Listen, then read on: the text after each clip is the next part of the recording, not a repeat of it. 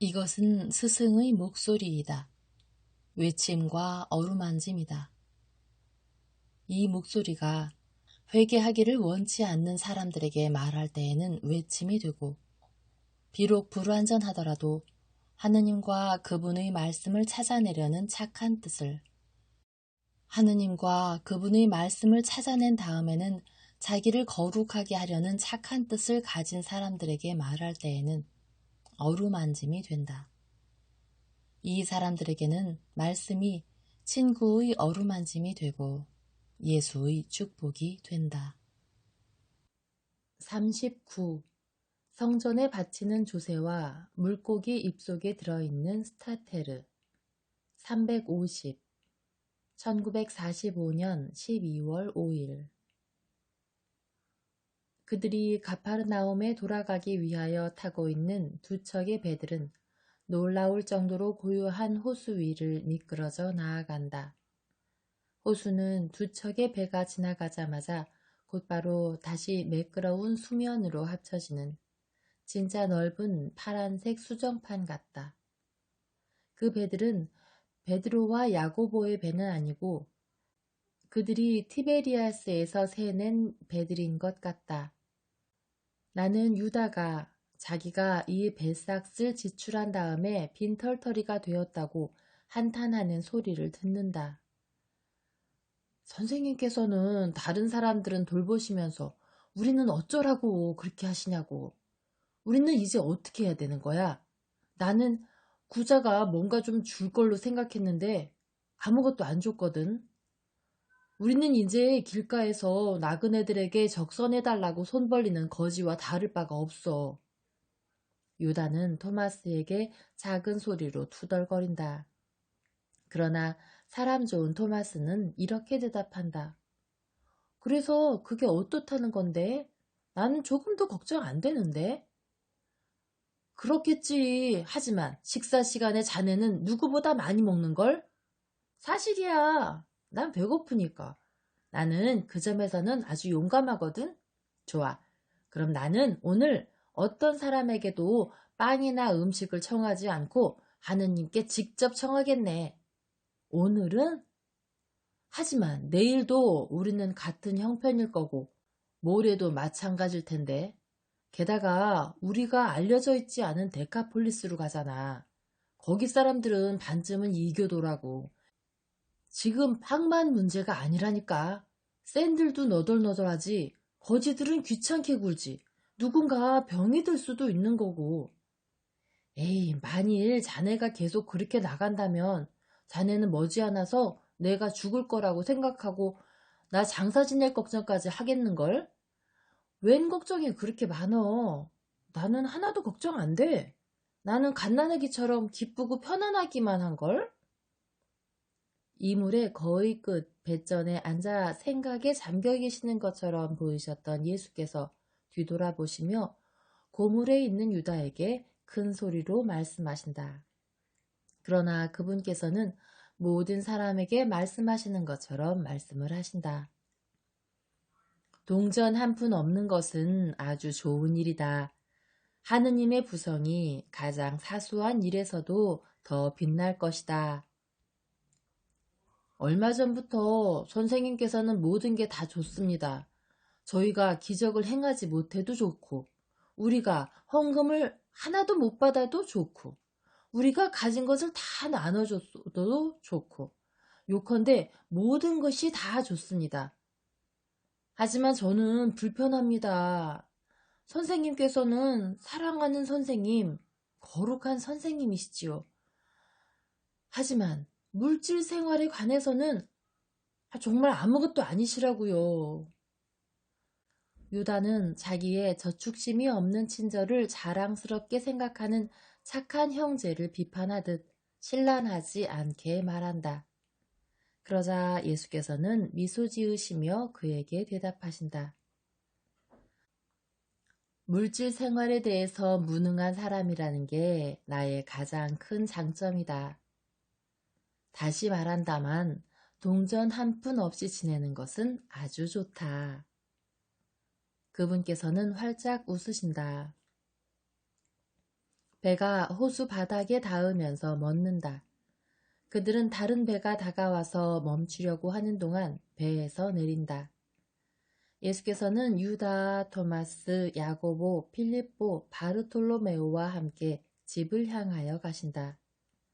베드로는 마테오, 제베데오의 아들들, 열성당원 시몬, 안드레아와 함께 다른 배에서 내린다.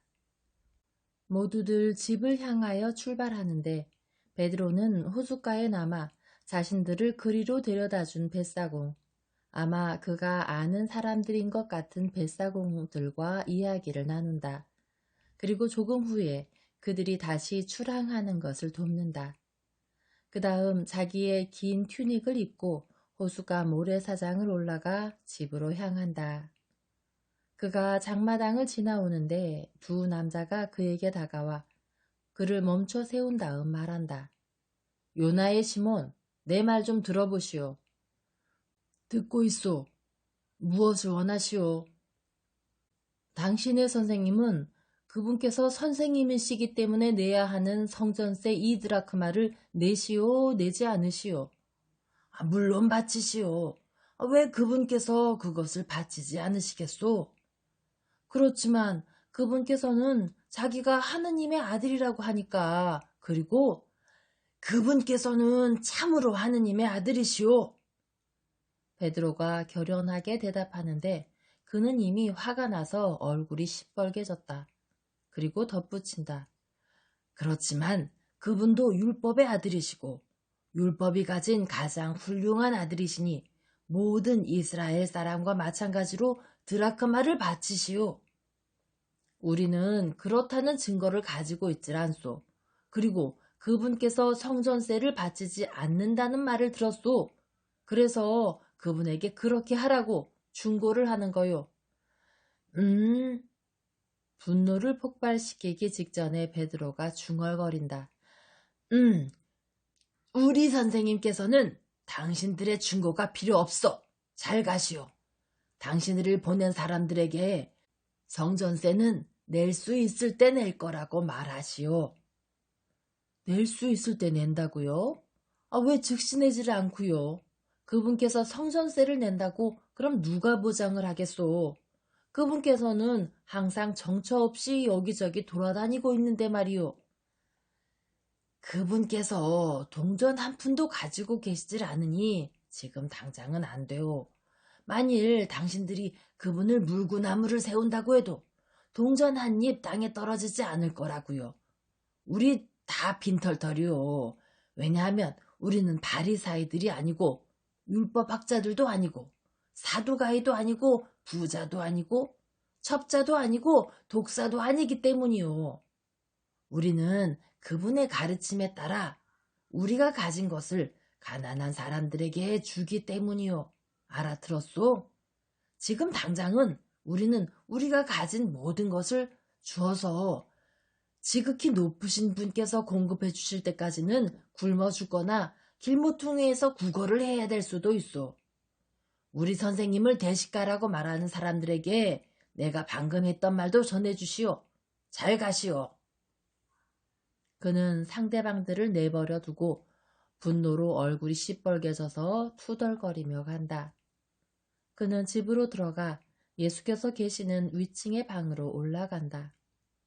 그분께서는 죽어가는 사람이 있는 막달라 너머 산 위에 있는 집으로 가주십사고 정하는 어떤 사람의 말을 듣고 계신다. 예수께서는 즉시 가겠다고 약속하신 다음 그를 돌려보내신다. 그 다음에 구석에 앉아 생각에 잠겨있는 베드로를 바라보시며 말씀하신다. 시몬아, 네 생각은 어떠냐? 이 세상의 왕들은 보통 누구에게서 세금과 조공을 받느냐? 자기의 아들들에게서 받느냐, 남들에게서 받느냐? 베드로는 깜짝 놀라며 말한다. 주님, 제가 선생님께 드리려는 말씀을 어떻게 하십니까? 예수께서는 마치 그건 알 것 없다고 말씀하시는 것과 같은 몸짓을 하시며 빙그레 웃으신다. 그 다음에는 이렇게 말씀하신다. 내 질문에 대답해라. 남들에게서 받습니다, 주님. 그래, 그러면 아들들은 면제되는 거지. 그래야 옳겠지. 왜냐하면 아들은 자기 아버지와 혈통과 가문이 같고 그렇기 때문에 아버지께 사랑과 순종의 조공만 드리면 되기 때문이다. 그러니까 아버지의 아들인 나는 아버지의 집인 성전에 조세를 내지 않아도 될 것이다. 너는 그들에게 옳게 대답했다. 하지만 너와 그들은 다르기 때문에 즉 너는 내가 하느님의 아들이라는 것을 믿지만 그들과 그들을 보낸 사람들은 그것을 믿지 않기 때문에 나는 그들을 화나게 하지 않도록 조세를 내겠다. 나는 그들이 조세를 받느라고 아직 광장에 있는 동안 즉시 내겠다. 우리는 동전 한 입도 가지고 있질 않은데 선생님 그걸 어떻게 내시려고요? 다른 사람들과 함께 예수께 다가온 유다가 말한다. 돈을 약간은 가지고 있는 게 필요하다는 걸 선생님께서도 이제 아시겠지요? 집주인에게 돈을 좀 꿔달라고 할 수 있을 겁니다. 필립보가 말한다. 예수께서는 침묵을 명하시는 손짓을 하시며 말씀하신다. 요나의 시몬아, 호숫가로 가서 튼튼한 낚시를 단 낚싯줄을 가능한 멀리 던져라. 그리고 고기가 물자마자 낚싯줄을 끌어당겨라. 그놈은 큰 물고기일 것이다. 호숫가에서 그놈의 입을 벌리면 그 안에 1스타테르가 있을 거다. 그걸 가지고 그 두 사람에게로 가서 네 목과 내 몫으로 내라. 그러고 나서 물고기를 이리로 가지고 오너라. 그놈을 굽자. 토마스에게 빵을 좀 달라고 해서 그것을 먹고 바로 죽어가는 사람을 찾아가자. 야고보와 안드레아는 배들을 준비해라. 우리는 그 배들을 타고 막달라로 가자. 저녁에 우리는 제베데오와 시몬의 처남이 고기잡이 하는 것을 방해하지 않도록 걸어서 돌아오자. 베드로가 간다. 잠시 후에 그가 호숫가에 가서 모래톱에 반쯤 걸쳐져 있는 배에 올라가는 것이 보인다. 그는 끝에 작은 조약돌인지 나비인지가 달린 가늘고 튼튼한 낚싯줄을 던진다. 호수의 물은 추가 떨어질 때에 은빛 물방울을 튕긴 다음 천천히 동심원을 그리다가 잔잔해진다. 그러나 잠시 후에 베드로의 양손에 쥐어진 채 느슨하게 늘어져 있던 낚싯줄이 팽팽하게 당겨지고 흔들린다. 베드로가 잡아당김에 따라 낚싯줄은 점점 더 세차게 흔들린다. 마침내 베드로가 마지막으로 잡아채자 낚싯줄에 매달린 물고기가 낚시꾼의 머리 위로 반원을 그리며 파닥거리며 날아 누르스름한 모래 위에 떨어진다. 그놈은 입천장에 박힌 낚싯바늘로 인한 고통과 막 시작된 질식으로 몸을 뒤튼다. 그놈은 적어도 3kg은 나갈 것 같은 넙치만큼 커다랗고 훌륭한 물고기이다. 베드로는 그놈의 두꺼운 주둥이에서 낚시를 빼내고 자기의 손가락을 주둥이에 집어넣어 커다란 은전 한 개를 끄집어낸다. 그는 은전을 엄지와 검지로 잡고 들어 올려 옥상 난간에 계시는 선생님께 보여드린다. 그는 낚싯줄을 감아 챙긴 다음 물고기를 들고 광장을 향하여 달려간다. 모든 사도들은 어안이 벙벙한 채로 있다. 예수께서는 미소 지으시며 말씀하신다. 이렇게 해서 우리는 시비거리 하나를 없앴다. 베드로가 들어와 말한다. 그들이 이리로 오고 있습니다. 바리사이 엘리도 그들과 함께 오고 있습니다. 저는 어린 소녀처럼 상냥하게 그들을 대하려고 애를 썼습니다. 그래서 저는 그 사람들을 부르며 이렇게 말했습니다. 여보시오, 국고에서 오신 분들 이것을 받으시오. 이건 4드라크마지요. 이 드라크마는 선생님의 몫이고 이 드라크마는 내 몫이요. 그럼 우리는 정산했지요. 지내하는 벗들, 나는 여호사밧 골짜기에서 당신들을 다시 만날 거요. 특히 당신은요. 그 사람들은 제가 국고라고 말했다고 화를 냈습니다. 우리는 성전에 속한 사람들이지 국고에 속한 사람들이 아니요. 당신들은 염세리들처럼 세금을 징수하고 있소. 모든 세금을 받는 사람은 나에게는 국고에 속한 사람이요. 하고 제가 대답을 했지요. 그러자 엘리가 저에게 말을 했습니다. 무례한 자야, 당신은 내가 죽기를 바라는 거요? 천만에 결코 그렇지 않소. 여보시오, 나는 당신이 여호사밧 골짜기로 유쾌하게 여행하기를 바라는 거요. 당신은 파스카를 지내러 예루살렘에 가지 않으시오? 그러니 거기서 우리가 만날 수 있을 거란 말이요, 친구여. 나는 그러기를 바라지 않소. 나는 또 당신이 나를 감히 당신의 친구라고 부르는 것을 원치 않소. 사실 그건 좀 지나친 영광이지요. 하고 제가 대답을 했어요. 그러고 나서 그곳을 떠나왔습니다. 다행인 건 가파르나움 사람들 절반은 거기 있어서 그 사람들이 제가 선생님과 제 몫의 성전세를 내는 걸 보았다는 사실이지요. 그 늙은 뱀은 이제는 아무 말도 할 수 없을 겁니다. 사도들은 모두가 베드로의 이야기와 그 몸짓에 웃을 수밖에 없었다. 예수께서는 웃지 않으려고 애를 쓰시지만 너는 겨자보다 더 고약하구나 하고 말씀하실 때 가벼운 미소가 그분의 입술에 떠오른다. 그리고 끝으로 말씀하신다. 생선을 익혀라. 서두르자. 나는 해 저물기 전에 이리로 돌아오기를 원한다.